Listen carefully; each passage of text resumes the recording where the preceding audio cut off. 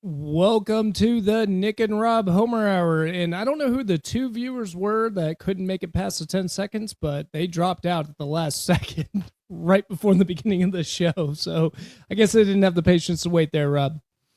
I guess not. Sorry. I thought we were just doing a test run last week, or I would have advertised on our socials that we were live tonight and not to pay attention for the pod to drop. So that'll also affect it. But It's all Oh, sorry. It's all good. We're testing some different things over here on the Nick and Rob Homer Hour and trying to possibly get more live content in the future. But so, Rob, right now we have a long way to go before the UFL season, and this is not us dipping out. I want that for the record. We are not dipping out, but we need some subjects to talk about before the UFL season. So, me and Rob are going to be discussing some of our local favorite teams in other sports, such as the Dallas Stars, the Boston Bruins, the Red Sox, and of course the Rangers. Rob can feel free talking about the Celtics. I'm just out on the Rangers or the Mavericks right now. Not too interested in that one. So yeah, we're gonna change it up just a little bit until the UFL season gets going, though, right, Rob? yeah, no, that makes sense to me. And even once we get the UFL season going, we're still going to have a quick hit each week on what's going on in Boston and Dallas outside of the UFL as well. Because the seasons are going to keep going. We're going to get NHL playoffs. We're going to get MLB regular season up and going. We're going to get NBA playoffs for, well, one of our teams. Um, Yeah. and yeah, there's and who knows? We might. I mean, we're a month and a half away from Augusta and the Masters, and we're big golfers, so I'm sure we'll talk about that a little bit. There's plenty to talk about in the sports world, and it's just going to keep on going and getting bigger and better. But yes, in about 4 weeks, once the season kicks off, probably about 3 weeks when we can really dive into some deeper previews. We got part one of the UFL going. We'll get part two going soon enough. And we still got a little bit of stuff to talk about today as well. Nick, you noticed there was some fun sponsorship stuff. Yes, yeah, some big sponsorships, which is going to be great for the league. I think just overall that they're able to capitalize on that. I think Mike Repoli is doing a good job at getting working the business side of it and just trying to get that money in, because that's the most important part. This league does not succeed if the money doesn't come in. A lot of people invest into this stuff and they got to get into it. But for now, we're just going to be breaking down some sports. Let's kick it off to the Homer headlines. What do you think, Rob? Let's do it.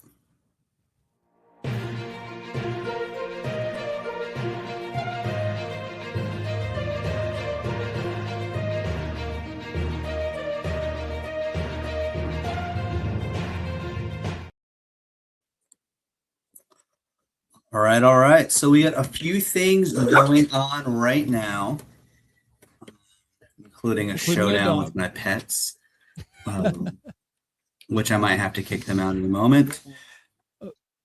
They're settled. Good. All right. Okay. So All right. the cat was daring to try to cuddle the dog. Devastating times. Yeah. Um, so yeah, a lot going on right now. The most exciting thing probably that is we always love international competition. We've got the World Baseball Classic kicking off. If you're listening to us or either watching us not live or listening to us tonight before you go to bed, tomorrow on Wednesday, March 4th, the World Baseball Classic kicks off.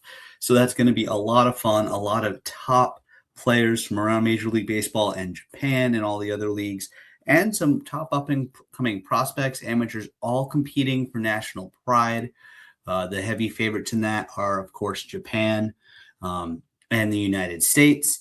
But that being said, Japan's the only one I believe that's won this twice since it restarted. U.S. does have one title, but doesn't always thrive. Part of it is, and there's no good spot to put it on the calendar because you don't want to take a 2 or 3 week break in the middle of the regular season. Although one could argue it's long enough, you could figure it out with some extra double headers. Fans do love a double header. Um, and then you're not going to do it at the end of the season because players are hurt, broken down, tired. So Start of the MLB season's the best time to do it, so that's when it's happening. But it's not just a Japan versus the U.S. and everyone else falls down showdown. There is a lot of real quality teams. Cuba is always a tough one. They've got some visa issues this year, so we'll see. Dominican Republic, of course. Puerto Rico fields their own team because if the U.S. had Puerto Rico and the U.S. combined, it'd be pretty unfair for everybody but Japan. So Puerto Rico fields their own team, and they're always a competitor, as is Venezuela. The last World Baseball Classic, both the Czech Republic and Canada were surprising upstarts. So it looks like it's going to be a lot of fun. But hopefully, of course, we get what we all are rooting for, U.S. versus Japan in the final. The biggest news on the U.S. side, Nick, I want your take on this coming out of it. And again, we're just going into preseason. Arguably best pitcher in the world today, Tarek Skubal, who just got a nice contract from the Tigers. The Tigers are looking to continue to build and hopefully win a World Series this year. He is going to participate. However, he is going to only pitch one game in pool play, and he will have a 55-pitch limit. And that team he's playing, you'd think, okay, well, if we're bringing him in for his 55 pitches, it must be maybe it's Puerto Rico, Venezuela. Does somehow Japan awkwardly get put into a pool with the U.S.?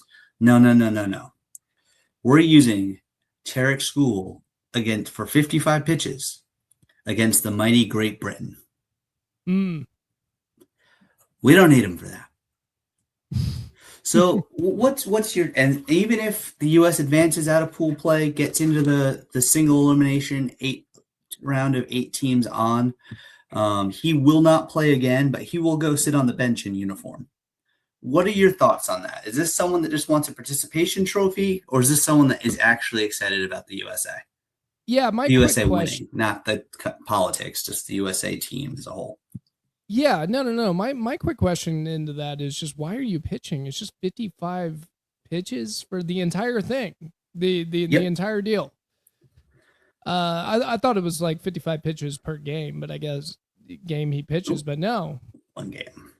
Well, then, no. I don't even know why he's on Team USA. That takes a roster spot from someone that can actually help out. I know he's the best pitcher. I'm not denying that, but no, I don't like that at all. I think that's just a waste of time. I feel bad for Great Britain. You know, they have to deal with him at that one. Yeah, they're definitely not winning that game. Yeah, I wouldn't think so. Not that when I think of baseball, I think of Great Britain anyway. So yeah, a little strange that they're doing that. My overall opinion is that's a waste of time. You could have had a different roster spot, and so they should have taken that route. Yeah, and I'm sure the Detroit Tigers are totally fine with it. One of the big storylines, Nick, that's been leading into this, besides visa issues for teams trying to get players into play in the U.S. pool locations, there's 2 pool locations to start in the U.S., and then there's one in Puerto Rico, and then there is one in Japan.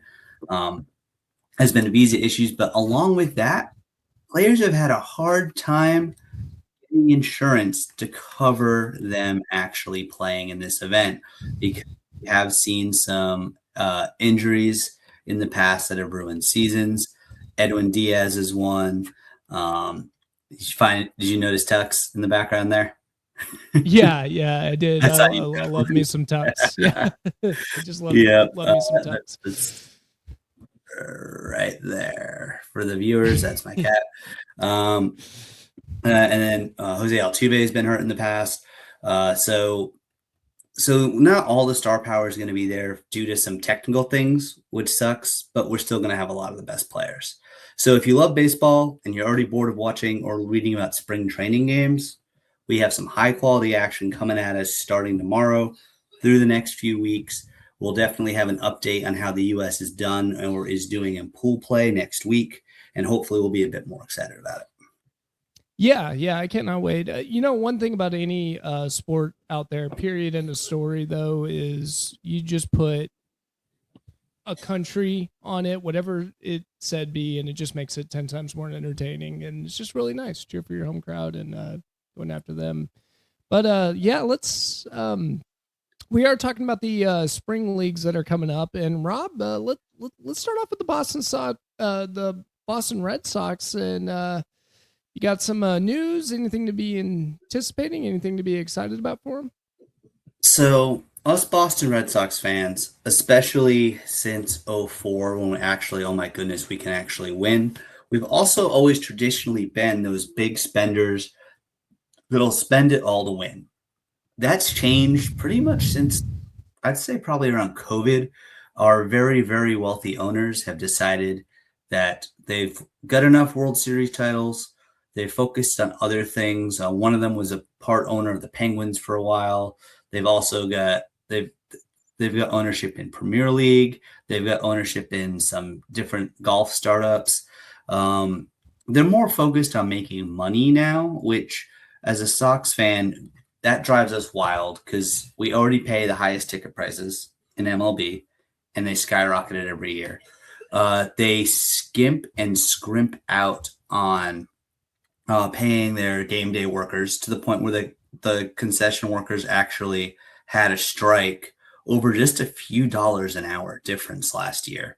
That's embarrassing. Oh my goodness, you guys are you can pay like the backup to the backup 5 mil a year at minimum, but you can't get your game day workers upped. Meanwhile, we're paying 18 to 20 bucks for a beer, probably 7, 8 bucks for a hot dog. Fenway Franks are great, but do I want to be paying $8 to $10 for a hot dog? No, I don't. So it's just, and because it's the Red Sox, the games are still all selling out because whether it's the hometown fans still showing up because it's the Red Sox, or it's you know New England's a popular place to be in the summer and the warm months. So and it's Boston, it's Fenway, so you get a lot of tourists constantly coming in. Uh, so the last few years we've been pretty frustrated because the spending hasn't been there, while they still talk about their desire to win. And well, it still really isn't all that there. They did a couple things, but to me, not enough this year.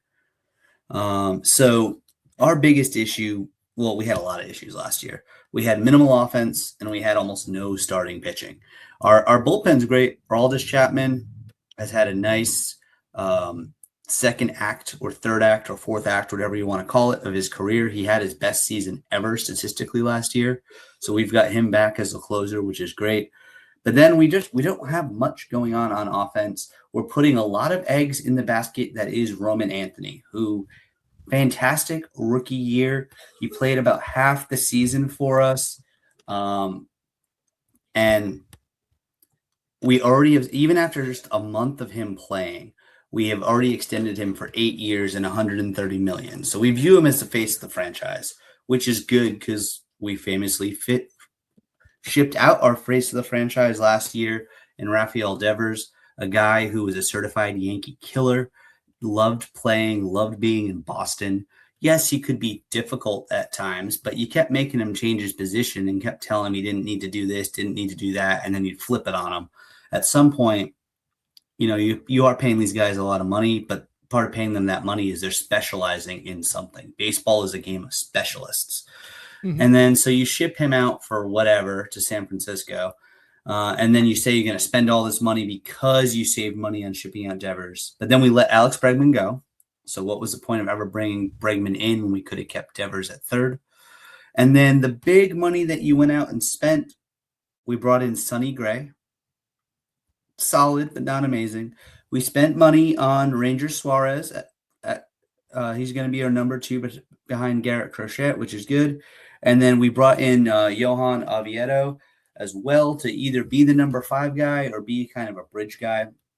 And then we have a couple young pieces pitching-wise in Peyton Tolley and Connor Early. Both had great debuts last year. Either one of them have a chance to come out of spring and overtake Oviedo for the 5th spot in that rotation. But we'll see. But on offense, we're seriously relying on mostly one player. We brought in Wilson Contreras to play first base, which has been a major issue because Tristan Casas can't stay healthy. And he's pretty much our whole offense besides Roman Anthony. Most of the rest of the players on there have mostly proven they can't hit. Who's taken third base? We brought in Caleb Durbin over from the Milwaukee Brewers. Relatively young. He's got a decent bat. He's actually got 5 RBIs in his last 5 spring games. So we have potential there. Right now, Nick, we are the all potential team. If everything breaks right, we can win the AL East. We can win the AL. We can win a World Series. If everything breaks wrong, we'll be shocked if we win 83 games, and we'll just have to go from there. I don't know. It's a lot of frustration. I'm not excited yet. This ownership group doesn't let me get excited because they don't let the front office make the exciting moves we're used to. So we'll see. I am cautiously optimistic, but I don't know if I can trust the current ownership group. Yeah, they're acting really strange too. It's almost like they forgot they own the Boston Red Sox. So I don't. It seems like every time in free agency they're just getting beat by different teams out there. Everyone's getting beat to the Dodgers, for instance, and they're just not spending like they should. I'm glad they got the young player though for 8 years and 130 million, because right now that is called a bargain in MLB circles right now. Thanks to the it's Dodgers. A huge bargain. Yeah. I mean, we have this chance. So if Contreras is awesome at first and Cassis comes back and is showing he's healthy, and hopefully they're going to keep him in Worcester because he's still got some minor league options. So if he's showing he's healthy, but Contreras just is doing his job, we now have a movable piece. And then we should potentially also, if everyone stays healthy, have another movable piece with either Connor Early, Peyton Tolley, or Johan Oviedo. I really want them to hang on to Early and Tolley if they can. But you look at the potential for, you can go out and get a really high-end piece if you're this close away with what we've got. Or ride it, and then maybe you move Contreras at the end of the year if Cassis shows he can stay healthy. And then, I'm not planning to rely on Sonny Gray past this year. He's pretty old by baseball standards. So I would hope either Tolley or Early can take over a spot for him, and then slot in next year in the number 3 spot behind Ranger Suarez and Garrett Crochet, who can not far away from being able to take that title from School. Yeah, and I know one big thing in baseball is you don't want to be 3 years over the second layer of the salary cap because the tax is just tremendous. If you're the Dodgers, you don't care, but outside of them, seem like there's no cap, but there are taxes. It's similar to the NBA with aprons. Yeah, but they could let every player, they could pay every player $50 million a year if they wanted to. And that's a whole nother conversation. But yeah, I said salary cap. I meant apron. But like when you get over the second apron right now, most teams, your big market teams, are over the first apron, luxury tax apron, and most teams are willing to pay it. Even the Texas Rangers are above that. But if you're 3 years over that second apron, they increase the tax tenfold, and it really makes a lot of teams pay. I don't think the Dodgers care about that at all. And the way their contracts are written anyway, that I think they're taking advantage of, the fact that their state doesn't do or has a high income tax. So the players are wanting their money on the back end when they could move somewhere else. Smart. And very smart. But no. I'm just wondering, is like Boston just trying to dip down below that second layer, because they are below it right now. They had to pay like $1.5 million for going over one of the levels. That's a rounding error for any of these teams. They shouldn't need to. They bring in plenty of money, but ownership group is showing that they'd kind of rather operate like they're the Pirates, which is annoying. Granted, it's still Boston. They're still spending money. It's just not as much as we're accustomed to percentage-wise. And the other thing that's happening right now is the big TV deal bubble burst that I think is has already happened to the Rangers. They lost their network. They had to create their own network to get it. And I think it's like $140 a year, but I'll pay it just to watch the Rangers each month, which, it's a long baseball season. It's not too bad. But I don't know. Is Boston doing okay on the TV front? They already got that deal. Oh yeah, they're They still got fine. it. Nesson's rock solid. New England Sports Network, their regional network where you see Sox games and also Boston Bruins games. There is, as far as I've looked and seen, that there's no issues. It's also like a legit regional network. It's most of these networks that have had issues have been offshoots of the local Fox Sports. Mm-hmm. And That's that exactly is what not happened what. in Dallas. Yeah, and that's not what Nesson is. Nesson's been its own standalone regional sports network for a long time. Gotcha. Okay, so they're doing fine on that front. Then yeah, I don't know what the Boston Red Sox are doing. They could spend all day if they really want to, and it's just amazing that they don't, because they're one of the few franchise out there with a big enough name you can get away with it Yeah. and it shouldn't be an issue. And new owners, if you want to make money, it's pretty easy. Just have a winning baseball team. It does you solid in the long run. Look at all the Dodgers gear that you're seeing today in Austin, Texas. It works. When you guys are successful, it just works. Yeah, it does, especially in a town like Austin, which is a transient town. And yes, population wise, it's mostly either Rangers or Astros fans, but there's enough people from out of state that have come in that are transplants like me. Well, I've been around for a while, y'all. I've been back full time for 10 years now. I christened him a Texan. Yeah, that we're not just gonna give up our loyalties where they are. But how are you feeling about your Rangers? Your World Series hero is no longer a Ranger. That's got to hurt a little bit. What are your thoughts? Well, Adolis Garcia, what you were specifically talking about, it was my favorite player on that team. And I don't know if Ranger fans, I think most do agree that he's one of their favorites just because he had so much attitude. And anyone that flips a bat in front of the Houston Astros, if you know anything about that rivalry, Texas Rangers and Astros, it's heated, and we do not like the other one doing really well at all. It's very similar to not as big and nationwide known as the Red Sox and Yankees, but it's heated. It's a very heated rivalry. One of the worst things, you talk about transient in Austin. I cannot stand it when fair weather baseball fans in Austin say we don't really care which team wins, the Rangers or the Astros, because if you talk to a Houston person or a Dallas person, we want them to lose, and we don't care. If we can't win, they can't win either. That's our mindset over here. So it's just always funny to listen to people that just cheer for Texas sports, and I'm like, not me, buddy. I cheer against them all the time. Love to Patrick and Stefan, who we're probably going to have on the show at some point to join us, because they're huge Astros fans. But and on the Adolis Garcia front, it was time. He just was not working out over here anymore, and it's just sometimes you just got to move on. But I still give the biggest blessings and thank you to one of my favorite sports memories of all time, and without him, it wouldn't have been possible. So thank you to Adolis Garcia, and good luck on your endeavors. I will always root for you, and you'll always be a hero in my eyes. The only thing I did for the Texas Rangers is I broke down a Dallas Morning News article written by Tim Kalishaw, who you should know back in Around the Horn, kept on dueling it out with Bob Ryan, probably your hero on that show, right?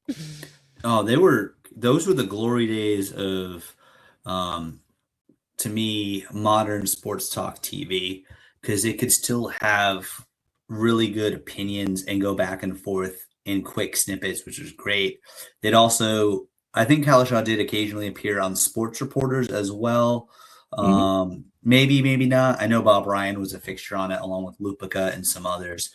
But yeah, when instead of just talking heads like us that just have opinions, there was actual writers out there. It was pretty awesome. Kalashaw is one of the best. Yeah. Yeah, and he is a great sports writer, very level-headed too. I've always liked his stuff too. So I was like, "Ooh, Tim Kalashow article. I shall check it out." Um, so in that Dallas Morning News article, he was just talking about the biggest downfall was one hitting. I don't know if that's going to be fixed anytime soon with the Rangers, but we're going to do our best to change it. We just got a new manager, Shoemaker. Maybe he can Yeah. end up changing it for us. He's kind of an interesting pickup.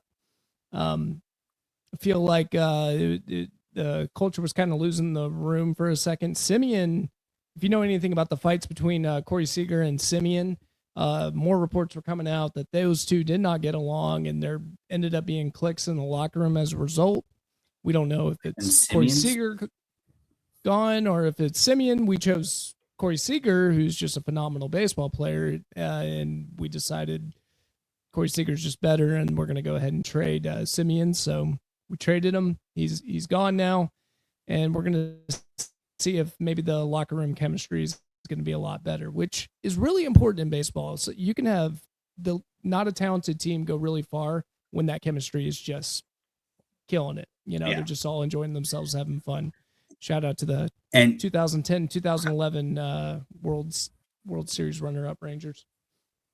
Yeah, and I'm excited about your manager addition. He's relatively young as far as managers go. He's only 46, and he took the Marlins to the playoffs and won Manager of the Year just two years ago.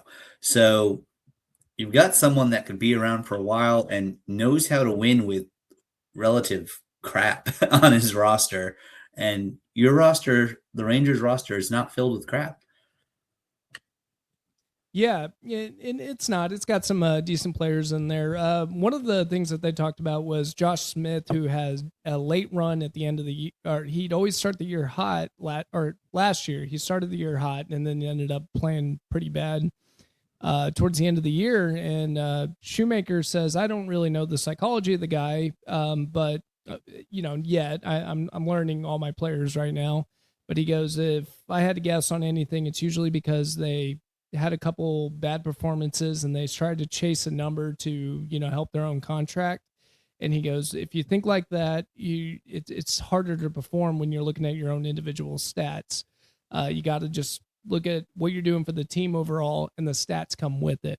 So he's really trying to build a lot of good unity over here. The biggest problem that we had outside of batting, though, was we never had a closer, and our bullpen was not a great bullpen. We only had one player in 2024 get over no player got over 10 saves for the entire year last year. 10 saves, couldn't get it done. And so our solution to that is we're basically going to do a bullpen by committee.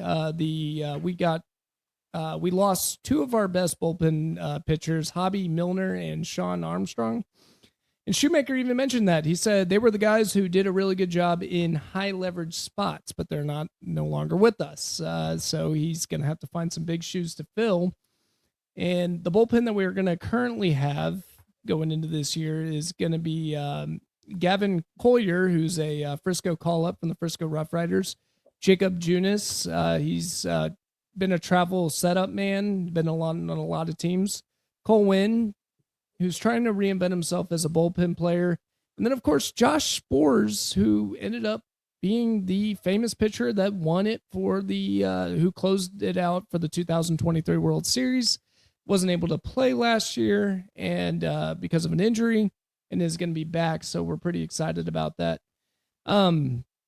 Chris Young talked about it, and he said, we did a study on teams that regularly have the best bullpens, and that's what we discovered, that they keep bringing in guys or making trades or claims to get better as the season goes along. So what Chris Young is essentially saying is that your bullpen is supposed to be a rotation no matter what, and essentially he's going into the year knowing, and he said it in the article, Rob, that we don't really have a good bullpen, and we're going to work with what we got right now, but really it's going to be in the season that we're going to make some big deals and try to make some differences over there. So I think the Rangers are a lot in the same boat as the Boston Red Sox, in a worse boat because we didn't make the playoffs last year or make any sort of run. And we're just counting on Shoemaker to get the bats alive because our starting pitching is fine. We should be able to do really well with their starting pitching. Teams would have been begging for the starting pitching that the Texas Rangers had last year, and the bats weren't alive at all, and we could not score, and as a result, we didn't make the playoffs. So I think that's going to be the game plan going in this year. Is they're just going to try to wait and see if they're a buy or sell team. Count on Shoemaker to get the chemistry right, and then we'll see how this team goes. But so far, everything's looking really good. They're performing really well in spring training, so he's really excited about the bullpen right now. But if I had to say my biggest fear right now, it's going to be about that bullpen heading into the season. See if we can close it out. Awesome. Yeah, that's exciting. We do have one commenter in the commenting on YouTube, Nick. I don't know if you've been taking a look at some of his comments. Infinite Nuance Studios doesn't seem too excited about Shoemaker. So I don't know. He seems to have the opposite thoughts about you when it comes to Shoemaker there. Well, I know this guy. This is Tyler, our ex-producer, and he's just making jokes. Yeah. What's up, Tyler? And if you could see earlier in the chat, I did spot it, and I was testing him because he said I made a good point, and I don't remember making a good point, so I tested him. I asked him nice. in the comments. So, but he answered it. Answered it real well. Nice work, Tyler. Appreciate it. And feel free, guys, to comment as much as you want, Tyler. Love hearing your. I'm with him. Shoemaker, not the best option when you're talking about a manager. You probably want a guy with the last name Shoemaker to be making shoes, is what he's upset about. He doesn't think that he's going to work out because of the name, and that's a good concern. I think it's legit. I don't know. Like I said, I'm excited for him. I think it's going the right direction. Y'all have been going with the older managers the last little bit. Obviously, with Bruce Bochy, it worked out better than anyone could have dreamed. I think we all just thought he was making one last retirement stop, before retirement, and decided Texas was a good place to do it. But it worked out even better for y'all with that title, and which just locks in Bruce Bochy. He was already going to be a Hall of Fame manager, but now 4 World Series titles with 2 different teams. Not to mention all the great work he did in San Diego before he went to San Francisco. Pretty amazing. And then last year, if I'm correct, you guys tried to have Ron Washington back, right? Or was he just a coach on the staff? I think he was just a coach on the staff, or we were interviewing for Ron Washington, and Dallas sports loves Ron Washington. If you guys are old enough to remember the 2010-2011 World Series, we just love his stuff. Maybe he shouldn't have had Nelly Cruz out there in the outfield. We all know that might have been a bad idea, but he just stuck to his guys because he loved his guys, and the team got there with that kind of philosophy. So, Ron Washington, wherever he may be, I think he's still with the wasn't he the manager of the Angels for a little bit, wasn't he? That's what I was thinking. But yeah, he's done with that. He's done there now too because of his health. Bummer. But hey, at least he's not playing against us, because that was kind of hard to cheer against Ron Washington. I'm telling you, it's tough. But yeah. But we'll see how the season goes. This team did have a lot of talent in the World Series, and a lot of that talent is still there. So this team can come alive. It maybe just needs a little bit of just change up in culture. Bochy is a very relaxed guy. That's why he does so well in the playoffs, is because he's just cool as a cucumber. Nothing freaks him out, and he keeps his team calm, level-headed. But in the regular season grind, maybe you just need to, light the fire and get the players motivated, and maybe Bochy just wasn't doing a good job towards the end. But no shame on Bochy either. Love you, Bochy, but we did need a new change, and I have no problem with it with the Shoemaker hire. Awesome. So, yep, we're excited. I think there's a chance that both of our teams are squaring off in the playoffs, which would be quite awesome. We're certainly going to have some live streams throughout the season when the Rangers are playing the Red Sox, because why wouldn't we? So it's going to be a lot of fun. This is not the last you're going to hear from us about baseball moving forward. We're going to regularly be talking about it. We'll have the WBC update next week, and then we'll be counting down to opening day, and we'll have the updates throughout the season. But Nick, yeah, there's another sport that has captured America's attention that also has captured some smart Texans' attention because they have a very, very good team. And that sport is hockey. And your Dallas Stars have been looking like they have a chance to get past Edmonton finally and take a shot at a cup. Possibly, man. I did watch those playoffs, though, and Edmonton looked bigger, faster, and stronger than us. I don't know if coaching can change that. We'll see if that makes a difference over there, but I'm nervous about the playoff run. It's a good position to be in, though, because they are doing really well in the regular season. Right now, they're 37, 14, and 9 with 84 points. 5 points right now behind the Avalanche in the Central Division, and the Stars are looking poised at, they're definitely going to make the playoffs. The question is, can we win the division and get that home field advantage all across the home rink advantage all across the playoffs?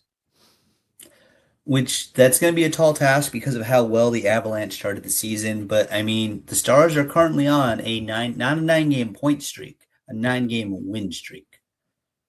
Yeah.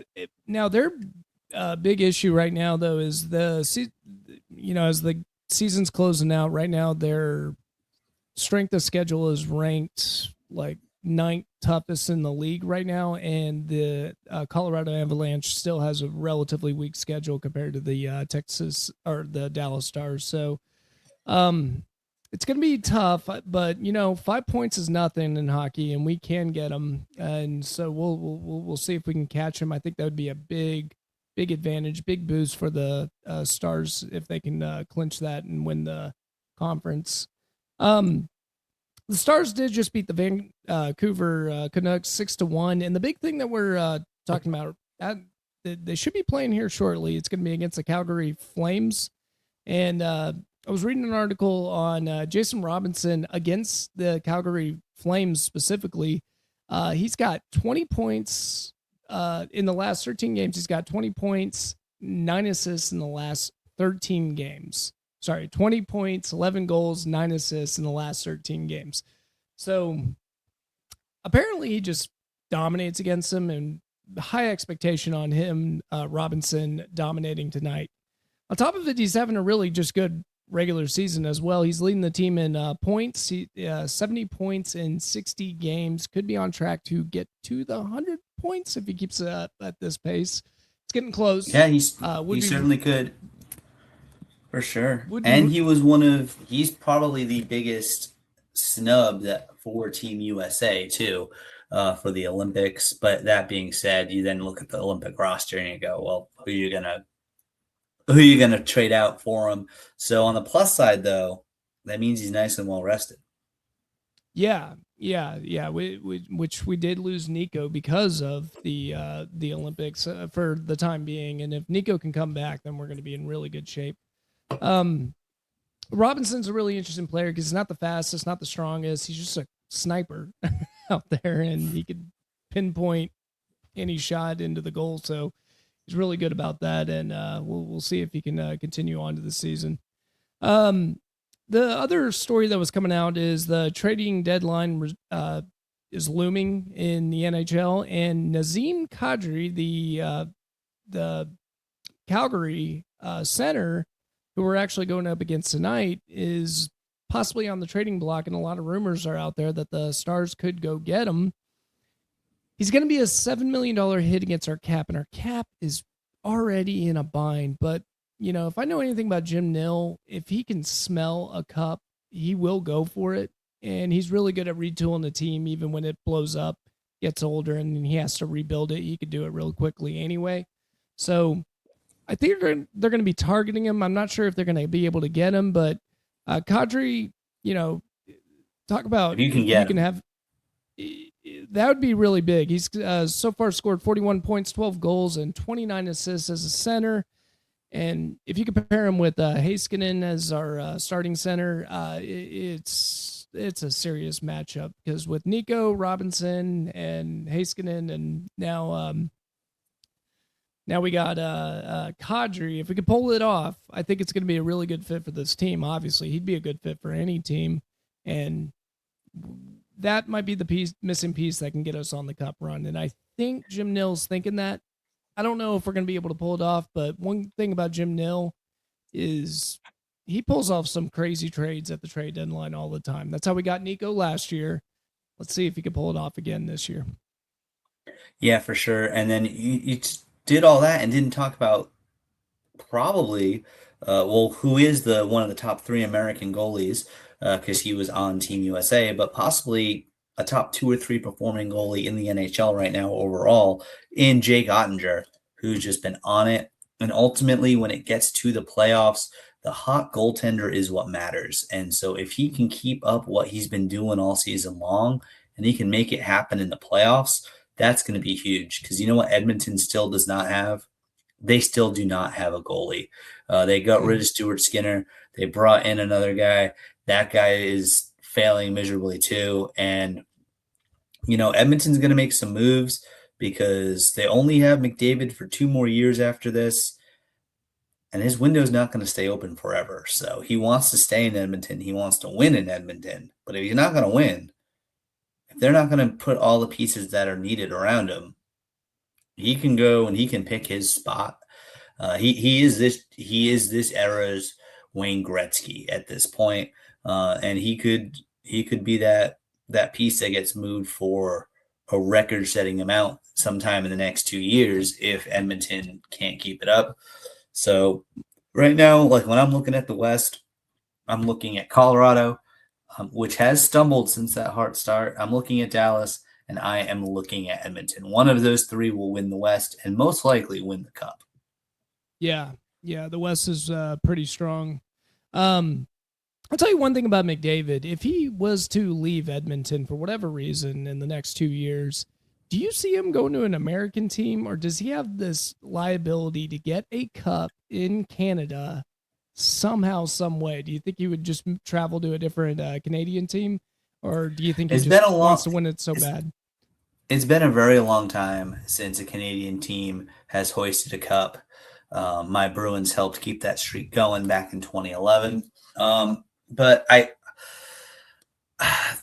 the Edmonton Oilers are going to be far more likely to make a trade with an American team over another Canadian team. They just are. So if he leaves, he's going to end up in the United States.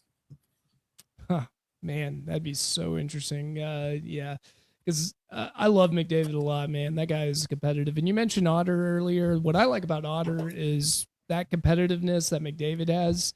Otter's got that same weird psycho energy that he just doesn't like losing, and just love those kind of players out there.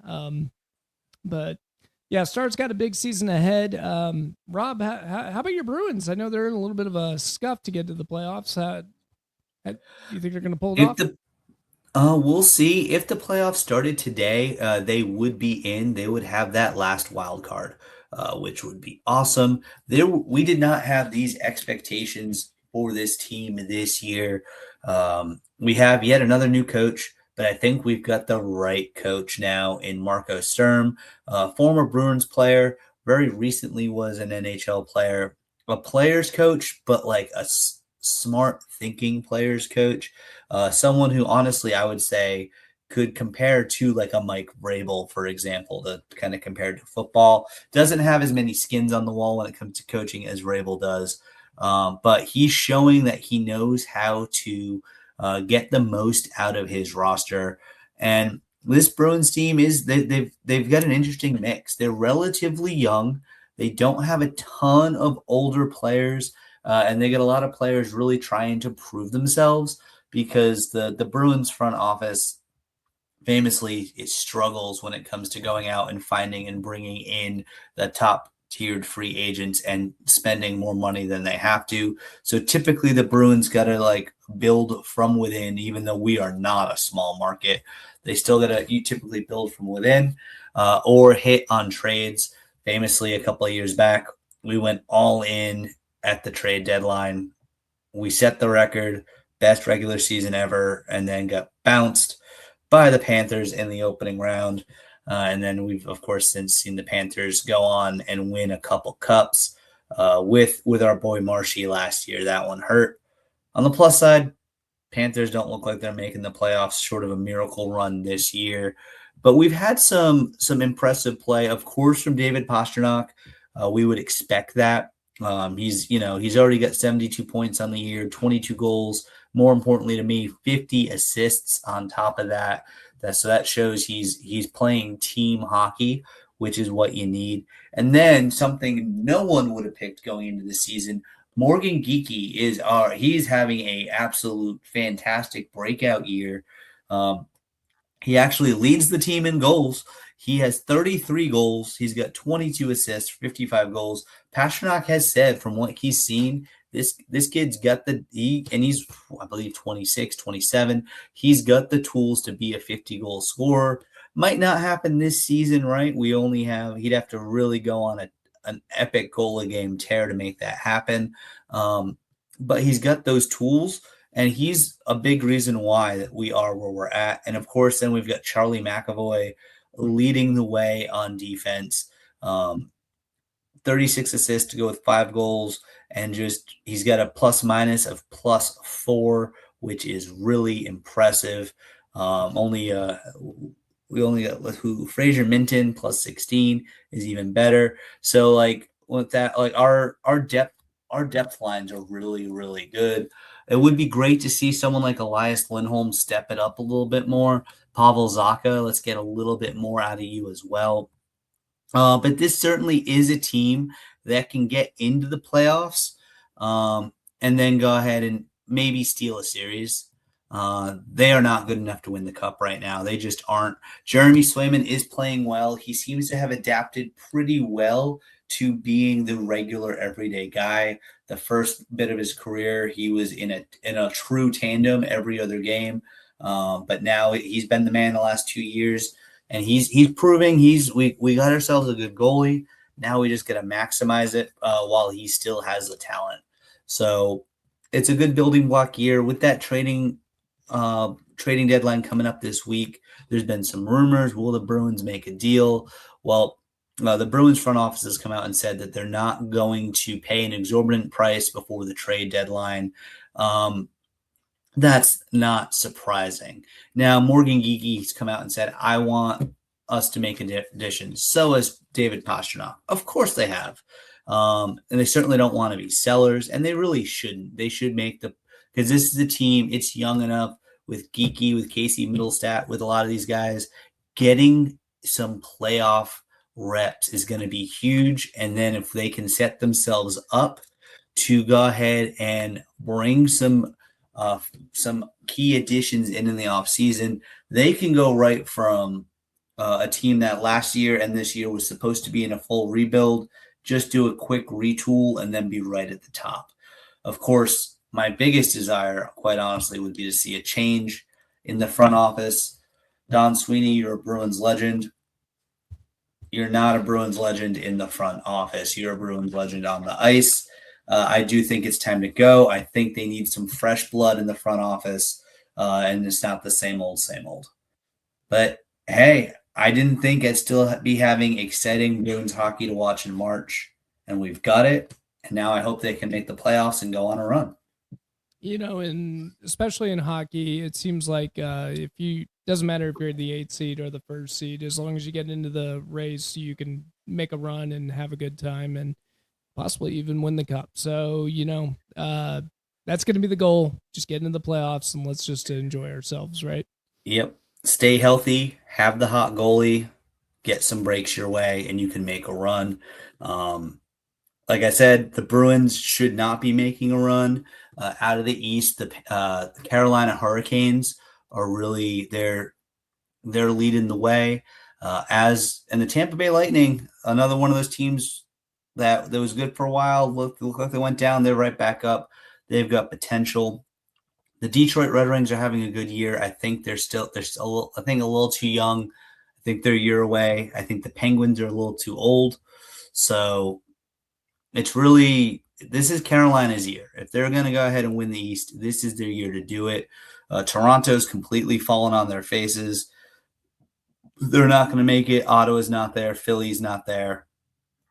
All of the talent, all of the true rock star teams right this year are out west. So if the Hurricanes aren't the Eastern Conference champions, that's shocking. And then, the Hurricanes, if they fall in the first round, because remember, NHL is not true 1-8. You got to get through your division before you then get and move on. So you got to be able to beat anyone. So if the Hurricanes go down in the first round, any team out of the East that makes round 2 could win the East. And then potentially be a sacrificial lamb to a Colorado, Edmonton, or Dallas. Yeah, the mighty have fallen now that the Florida Panthers seem to be out of it, right? Yeah, the Panthers are having a down year. They've had some injuries, but they've also won back-to-back cups. So I think their fans are okay with it. And, those wonderful Toronto Maple Leafs constantly breaking their fans' hearts. It finally looked like they were taking the steps in the right direction, and then they've totally backslid again. It wouldn't shock me to see Austin Matthews on his way out after this year. Yeah, wouldn't shock me at all. But that's hockey for you. they move around quickly, don't they? Yeah, they certainly do.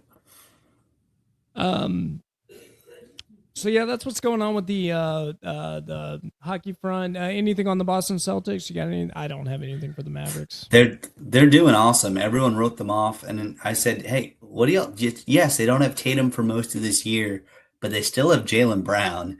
They still have unbelievable depth. They still have the craziest, most intense coach in all of the NBA. This team's going to be a team that's going to play hard.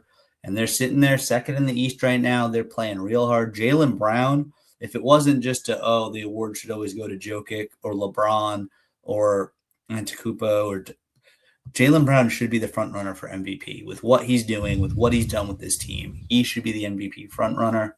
We'll see if they can get out of the East. Detroit, I mean, out of the big four, NBA is my fourth sport. The other three are pretty far ahead of it. But Detroit kind of came out of nowhere. They've been rebuilding for what seems like forever. And this year, absolutely everything is clicking for them in a way it was for Cleveland last year. So we'll see if they can make that translate into the playoffs. But Cleveland made a big move. They brought in James Harden. So I say there's a real chance that you see that Boston, especially if Tatum comes back and is healthy, he's already practicing, he's ramping up, he's getting ready. But he said he doesn't want to disrupt the team chemistry either. So they're going to fit him in where it makes the most sense, which is what a team player, right? Yeah. So there's a chance the Celtics could win the East again and be matched up against probably Oklahoma City, maybe San Antonio. So there's a lot of optimism in Boston right now around most of our sports. You can't keep us down for long, y'all. You really can't. No, they've always been doing well. You have so many championships in the last 20 years, so it's really Not nice. enough. Yeah. And when my team has a future of 10 years of being a possibly with a championship player and built to beat OKC, we just decided to blow it up all of a sudden out of nowhere. And hey, Nick, defense wins championships. Right. I cannot describe like how much it shot my sports. Okay, like it's hurt. So you mentioned the NBA is your fourth favorite. That's my second favorite. They used to be my go-to. I love NBA action, and for the we're still recovering. I know we have Cooper Flag and everyone, whatever. It's just we were there. We were in the finals. We're built to beat OKC, and I can't get over the Luka Doncic trade, and I never will. I don't think I ever will. It'll always sting me that we had that guy, and we lost him. So we're tanking. We're tanking, and we're going to try to go get Boozer or someone in the draft, and we'll see how that works out. It looks like it's going to be a hot draft. I'd rather be talking about playoffs, but that's the world I'm living in, Rob. My last point that I guess wanted to make was the it's a funny story too, because the NFLPA got sued for releasing the news stories on the NFL player card, the report card that the players would grade their teams and their ownership and their coaching and whatever, and then they would release it out to the public. And the NFLPA was the head website that did it. Now, in that court case, the NFL came down, the owners came down, and they basically said, do not release this. We do not want this released anymore. We have to do the report card because it's part of the collective bargaining agreement, but we cannot get it released. Now, if you guys know anything about labor discussions, that's like the number one thing that ownership would want you to do is they don't want you to talk to each other about your salaries or anything like that, because if you start doing it, then all of a sudden the salaries, happily illegal over here. So they definitely gave the rights over to the players to end up doing that. And they were like, yeah, you could talk about it amongst yourselves. You just can't release it to the public. So NFL, of course it was getting leaked, and it should be leaked. NFL, what did you think was going to happen? The players all of a sudden get the report cards. They're able to look at it, and you're telling me that there's no way this is going to get leaked? I mean, the NFLPA, they don't even have to be behind this conspiracy to release it, because one player just goes, I know what's better in the collective bargaining agreement, and I'm going to release it, give it to ESPN. So they got a hold of it. So before you get into the funny things, I got two quick things on this. One, if I'm the NFLPA, I look at the owners and say, okay, you really don't want these report cards getting released? Guaranteed contracts, please. This league has enough money. Guaranteed contracts, let's go. And start the battle there. NFL players should have guaranteed contracts. My goodness. Two, what are the owners whining about? The players get rated and reported on by so many different things out between Madden video games, between NFL prospectus, between all of the betting, everything. All of that is out there all the time. All the fantasy rankings. They're the billionaires. Deal with it. Yeah. You don't like your grade? Spend money and get better. You got it. It's that easy, and I just find it so funny that they just counted on the players to not leak it out. Well, they leaked it out, Rob. I mean, what would you think was going to happen? Which is weird, because there might be a lawsuit regarding this. This might not be over, because it was in a court case that basically told the NFLPA, you cannot release this. So they lost in court, but it gets released somehow. How does it get released? By the NFL players. Thousands of players are seeing the report. It's impossible to stop. So I went ahead and pulled it. ESPN got a hold of it, and I found your New England Patriots. I'm just going to go through them, Rob, and you let me know where you want me to stop or anything like that. Just stop me whenever you get a chance, or if you find something interesting. So let's start off with the New England Patriots. The treatment of families, they got a B. Home game field, they got a D on their field, I guess because of the grass. So here's the thing. They're playing on grass. Also, they're playing outdoors in New England. Some players are going to embrace it. Not all players are going to embrace it. So there's some of these players, knowing that they're doing an anonymous survey, that hate playing in the cold, but they got drafted there or they signed their contract. So, but they're going to still throw a failing grade at it. Deal with it. It's the weather. It's life. It's part of it. Food and dining area, they got a D+. They're not doing too hot on the food. out there. But nutrition, they got a B, so they're feeding them the right stuff. They just don't like the taste, I guess. That's weird. You'd think they would go 1-1 with that. I guess provide more options is what I think. What we're hearing is they need to provide more options. Yeah, I guess so. Locker room, C minus. A little shocked by that, but they're talking about the physical locker room. They're not talking about like Right. chemistry or anything like that. So I Yeah, guess that's I didn't fine. like the locker room. Older stadium. I mean, old That's crazy. It in is technically NFL years. it's an older stadium now, but it opened in 2002. Well, what was it? The ballpark in Arlington was built in '94, and we blew that one up, Rob. So, gosh, get a new stadium already. Come on. No, too uh, expensive. we got the training room, C minus, training staff B, weight room C minus, strength coaches A minus. So they like the coaches, they just don't like the equipment. Position coaches B minus, and anything on that, Rob? Just No, it's generic. fine. Yeah. Offensive coordinator, they got an A, so they love Josh McDaniel. Defensive coordinator, they got a B, which is kind of a weird situation with them. I don't even know if they're grading their own defensive coordinator, right? Well, because it's all over the place. But Kerr did get promoted. He is the defensive coordinator going forwards, and Williams has got a new role with the team. So, and they like him fairly. He passed. Special teams coordinator B plus. This is a weird one. You guys need a new plane, bro. You need a new Oh, plane yeah, because you yeah, got yeah. an F on team travel. Yeah, so Robert Kraft a few years back kind of was pioneering the way, probably more than a few years now. And because the Patriots are one of only a few teams that actually own their own team plane. But here's the thing, if you're a player, you actually don't want your team to own the plane. You you want them to be chartering private and getting the best of the best. So yeah, there's no Wi-Fi on the plane. Step it up. There's Come on. Okay, I'm not a millionaire. I am not a professional athlete.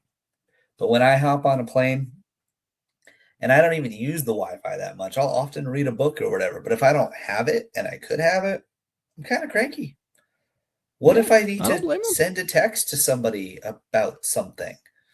Or what if Or set the up. the seat back thing isn't working and I want to watch a movie, I need the Wi-Fi to watch the movie. Like, come on. Yeah, and you don't There want should be your Wi-Fi players. in planes. Yeah, and you don't want your players tweeting in the locker room, but they can tweet on the plane. That's a great time to do it, Yeah, right? that's downtime. Plus, if you have Wi-Fi, you can make sure that there's game film that they can watch. There's preps, like there's put Wi-Fi on the plane, Robert Kraft. Yeah. Um. Let's see. Head coach A. So your guy Vrabel, they love. I mean, Rob's going to be upset that that's not an A plus. He's Uh. fine. He's fine. Yeah. General manager B plus. Team ownership B minus. Overall rank 26. 26. So That plane ranking really drags him down, huh? The plane in the stadium. it does, but they graded most of the grades were passing in these. Yeah, They graded favorably for whatever they went. Turns out they're still millionaires, Rob. So I yeah, think they're living a happy life, you know. yeah. I'll run through the Cowboys real quickly. Treatment of families B. Shoddy's all about family. That doesn't shock me. Home field is a C. So what that means, guys, is if you have artificial turf, you get a C, automatic C. They Because probably could have gotten a B or an A if they just put up the blinds. maybe, yeah, the sun, yeah, I bet that did play a factor. Jerry being all wealthy and stuff, food and dining area only got a B. Okay, a little better than the Patriots, but nutritionist, dietitian B plus, locker room B plus, B plus. Man, that used to be the best one out there. And then you got the star, and you're thinking this new facility should be great. They got a D in the training room, so I don't know if it's because people go out to they don't like the fact that fans are watching them train. Maybe I think that's what it is because that's the biggest complaint that I've heard from anyone that leaves the Cowboys is that They don't like fans. Like you could just tour the Star and you could just watch them start training. And I don't think maybe they don't like that. I don't know. Haven't decided. Training staff, they got a C. Weight room, they got an A-. So they got the right equipment. Strengths coach A-. Positions coach B. Little shocked with that, with the Eberflus. No. I guess with the probably defense against offense. Offensive coordinator, they got an A. They love Shoddy. They love Clay Adams. Defensive coordinator, you'd think would be an F, especially the way they responded to them. C. They passed. I don't know how they did that. Special teams coordinator B+, travel, team travel C. So we use a charter plane. I guess it doesn't do it though. I guess they want better. Head coach A-, good for Sear Shoddy. General manager B. What letter? He takes care of them, man. He takes care of his players. If you're a player, you like them. If you're a fan, it drives you freaking nuts. Granted, if your players are voting on it, the general manager and the coach really shouldn't, if they're still employed, they're getting less than a B on this. There's a problem somewhere. Yeah. Team ownership B and overall ranking 22. So we're not faring the best out of it, but I found it fun. I figured that would be a good little thing to break in because we got it. And I'm sure we're going to see it next year, but it's weird. You'll have some teams that, like the Chiefs, always score low, but, they play well. They win Super Bowls. It doesn't seem to correlate to winning too much. You can have the best facilities, right, and you lose all the time. Apparently, best place to play, Miami Dolphins, Rob, which is kind of weird. It's Miami. And they like their coach. They like Mike McDaniel, and they still ousted him. He's gone. Yeah. And the last story that we have here is over the UFL. Anything on the player grades, player report cards, Rob? That makes sense. Okay. And NFL owners deal with it. You're billionaires. Be held a little bit accountable for something. Plus, it's fun for the fans to judge you. Okay, we like to judge. Let us judge. Okay, give us information. It's entertaining. And I was upset. I didn't think they were going to get these. I always like these at the end of the year. So when they released it, I was really happy. I knew they were getting leaked. Yeah. Oh, you could count on it when the one player is going to let it out. One player for sure. The other big news for the UFL, not much has happened. It's been pretty quiet on the UFL front. We already talked about the rules changing. So that's been the hot topic, is the 4-point field goal from 60 plus. Apparently, if you're not Most a people UFL not fan, liking it. Well, I think regular NFL people that don't watch the UFL, from what I'm hearing, they just like the bits. They think it's funny. This is where me and you step in and go, well, but you don't need bits. It's good football. So I think the UFL community doesn't like it. I think everyone else on the outside thinks it's kind of fun. And I think they want to, hey, maybe it'll draw eyeballs. Maybe it'll work for Mike Rappley. Maybe. But, speaking of Mike Rappley, he's doing a really good job. He's doing a really good job at getting sponsorships. He's got New Era, Adidas, and No Bowl. I am very familiar with Adidas, not too familiar with No Bowl or New Era, but they're going to be the New Era makes a lot of like hats, and New Era did MLB jerseys for a long time. Noble is an athletics company based in Boston that makes sportswear. Okay. So Boston, look at that. You're helping out the Boston, UFL, Boston with a Boston with a B, yeah. Yeah. So yeah, this is going to be pretty big, and Repley brought it up. He said, we're proud to welcome New Era, Adidas, and Noble as partners of the UFL. These are brands built on sport, competition, performance, values shared by every UFL coach and player on the field. We couldn't be more excited to kick off the season with them represented at every game. I don't think do you have a New Era? I have several. This one's not a New Era hat, but they Yeah, that make one very is. good hats. The key is Mike Repoli at the very least is promoting it, trying to get those sponsors out there. I know this is going to be for their uniforms and things like that, but I think it's a big get for Mike Repoli. I think that's a good sign for things to come because that's going to be the key to the UFL. They've got to get sponsorships to get into this thing to fund it. And overall, I'm just really happy that he's doing his business cards, getting those connections that he has, and trying to get people out there to help sponsor this league.